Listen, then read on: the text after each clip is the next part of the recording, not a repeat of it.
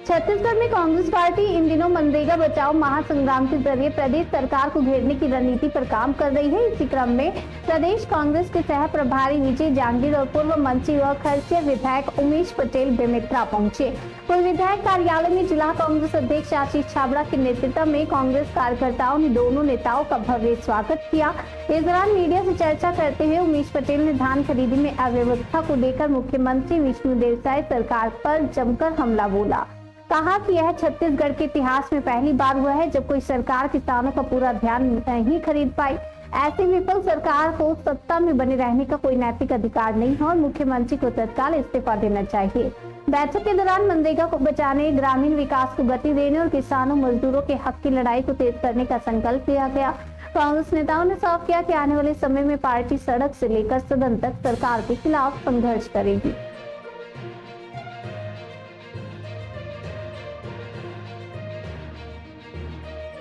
बदलाव किया गया है केंद्र सरकार नरेंद्र मोदी जी के द्वारा। मनरेगा हमारे मजदूरों का जो अधिकार है, सरपंचों का जो अधिकार है, उसको छीनने का काम ये सरकार कर रही है। और इनका जो धारणा था मनरेगा के बारे में, ये तो नरेंद्र मोदी के पहले भाषण से उजागर हो गया था और पिछले 11 साल से लगातार इस मनरेगा को समाप्त करने के लिए ये लोग काम कर रहे थे। लेकिन अब जाके इसको किए हैं, उसी के लिए हम लोग गांव में जागरूकता फैलाने के लिए सारे जॉब कार्ड धारियों के पास, हमारे कार्यकर्ताओं के पास जा रहे हैं ताकि इसके बारे में एक वातावरण बन सके और लोग संगठित हो सके। सबसे पहले तो कानून में गारंटी जो शब्द है उसको हटा दिया गया है। पहले 100 दिन की गारंटी थी, अब वो गारंटी समाप्त कर दिया है। इसका मतलब क्या है? आपको मिल भी सकता है, आपको नहीं भी मिल सकता है। तो जो उसकी अवधारणा थी रोजगार गारंटी की, उसी को समाप्त कर दिया गया है, पहला। दूसरा चीज, अब इसमें लोग बाहर से आके काम करेंगे।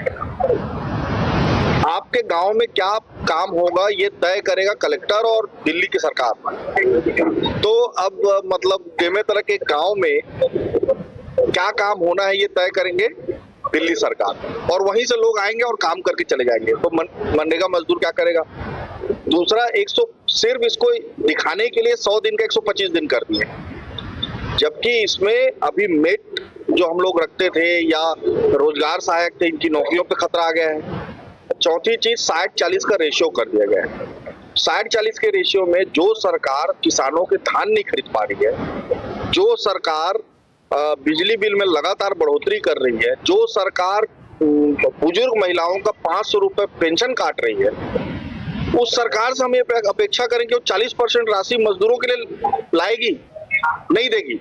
इसलिए आने वाले समय में मनरेगा पूरी तरीके से समाप्त हो जाएगा छत्तीसगढ़ में। सबसे पहले तो मेरी मांग ये है कि चूंकि बहुत सारे किसान यहाँ अपने धान को नहीं बेच पाए हैं, इसलिए इसका डेट बढ़ाना चाहिए, एक।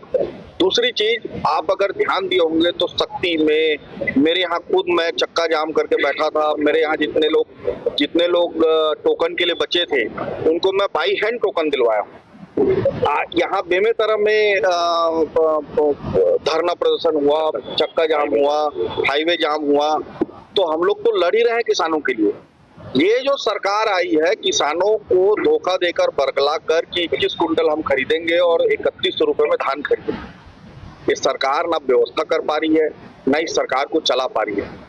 जो चूंकि छत्तीसगढ़ में 80% लोग खेती किसानी से जुड़े हुए हैं और छत्तीसगढ़ में अगर कोई सरकार धान खरीदी नहीं कर पाता है तो उसे पद में रहने का अधिकार नहीं है। इसलिए मैं मांग करता हूं कि विष्णुदेव साय को तुरंत इस्तीफा देना चाहिए।